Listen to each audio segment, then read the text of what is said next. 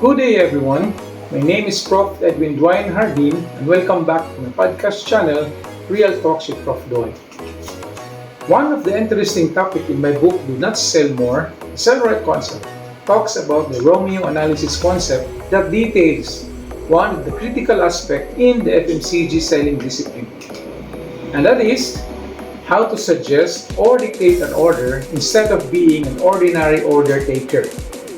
Doing this would certainly elevate our field force to become professional salespersons. A professional salesperson is the one who suggests or dictates an order, while an ordinary salesperson who is an order taker is no different from any ordinary employee who simply accepts any order from the customer. Yes, because honestly, purchase order can simply be done by an inventory management software with an economic order quantity or EOQ system. Agree? Customers has evolved in so many ways and therefore requires new approaches in securing their purchase order using the sell right concept as opposed to the sell more concept. Because in reality, selling more is actually consequential to selling right. I'll tell you why. But let me explain first in detail the Romeo analysis concept. The Romeo analysis is a simple formula on how to compute for the suggested order.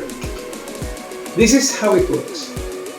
The qualifier though is that the salesperson must perform the predictive salesmanship concept where there is a scheduled regular visit to a customer, i.e., every Monday, visit at 9 a.m. to customer A, 11 a.m. to customer B, 2 p.m. to customer C, and so on.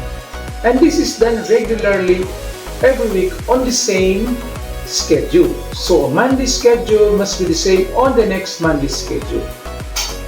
Tuesday must be the same as the other week's Tuesday schedule. Why? Because of the following reasons.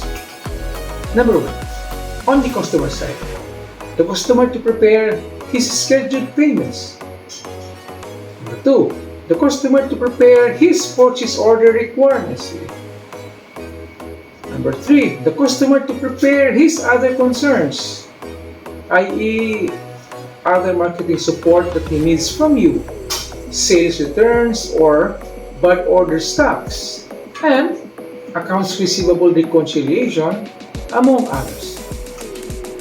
Also, for you as a salesperson to prepare for your sales plan with the customer to include upsell of your product, new promotions, inventory management, no overstocking, no understocking, accounts receivable management with the customer, or your collection efforts, how he displays his product, and then you check on the freshness of your product.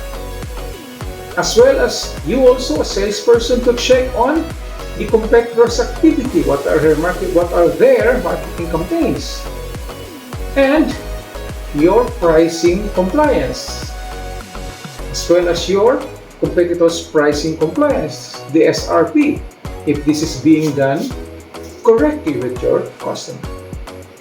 And lastly, maintain the friendship as a result of the regular visit. Correct? Costs, regular visit with your customer creates good relationship.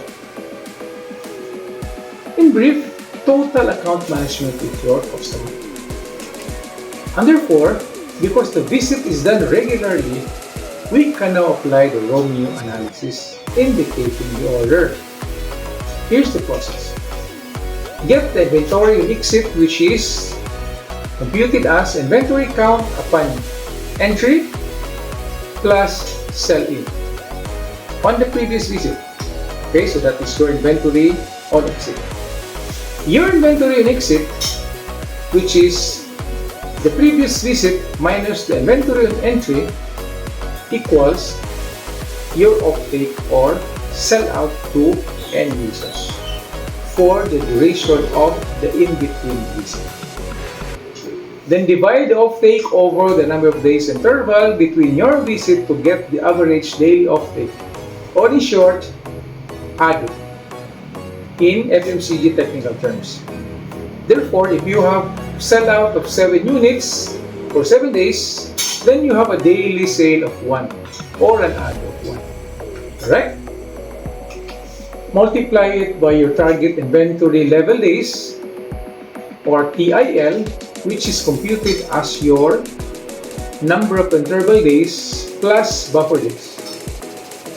I.e., 7 days for 1 week plus 2 days buffer, which means your target inventory level is 9 days.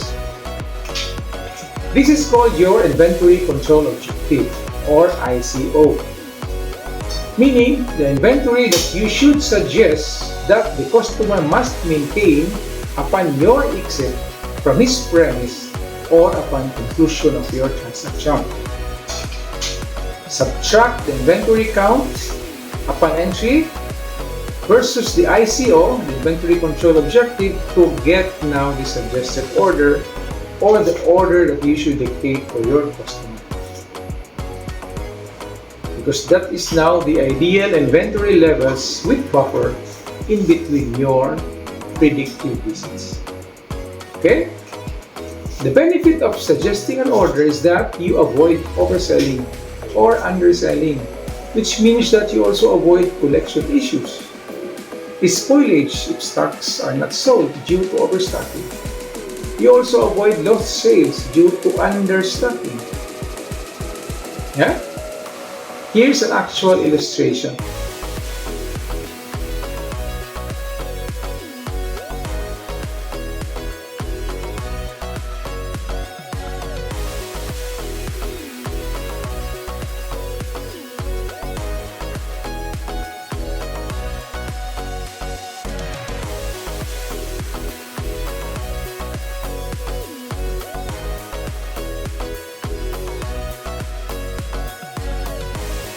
You may apply this concept to your core product only if you have so many SKUs to carry. Or better still, you can digitalize this for ease of use by your salesperson to cover all the product SKUs. Again, a professional salesman is the one who suggests or dictates an order to a customer, and not an order taker.